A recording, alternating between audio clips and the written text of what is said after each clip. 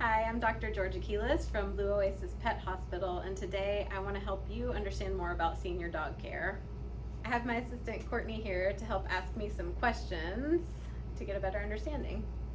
Dr. Quiles, at what age is my dog considered a senior? That is going to vary based mostly on your dog's size. We set 7 as a typical age at which we consider most dogs seniors.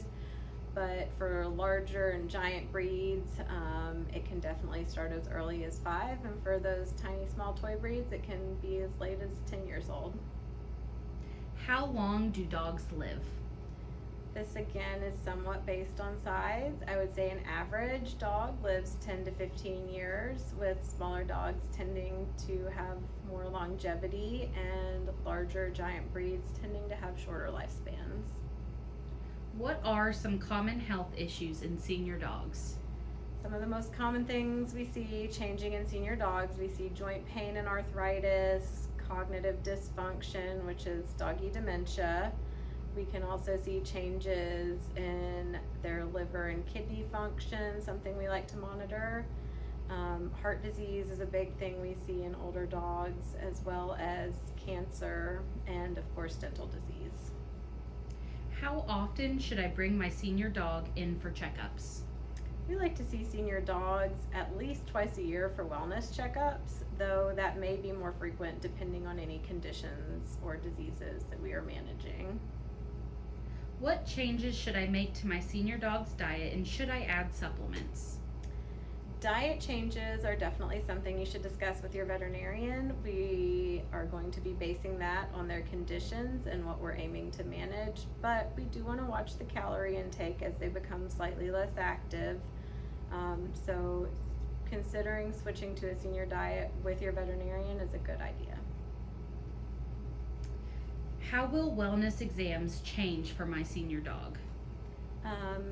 They will be more frequent. We do like to see them twice a year as opposed to once a year, and you might want to expect to see some more diagnostics in the annual wellness blood work. We want to add some additional testing to look at heart changes, thyroid. We even have a new cancer screening on our blood work that is something we want to try to be looking at on our senior dogs. What are the best ways to monitor my senior dog's health at home? One of the best ways is just staying engaged and interactive with your pooch at home. Monitoring for changes in appetite, thirst, and urination. Those are really big things. You can also consider watching for things like a resting respiratory rate is a good way to monitor.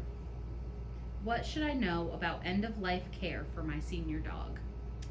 It's a really tough time for everybody, but we're definitely here as veterinarians to take care of you and your dog in those hard times. There are quality of life surveys that we like to talk to you about that give you different parameters to look at. We're here for those tough times and those tough decisions, and we also want to help give you and your dog a good quality of life for as long as we can. Thank you for listening and letting me answer some of those questions today. If you have any more questions or concerns, feel free to reach out to us at Blue Oasis Pet Hospital.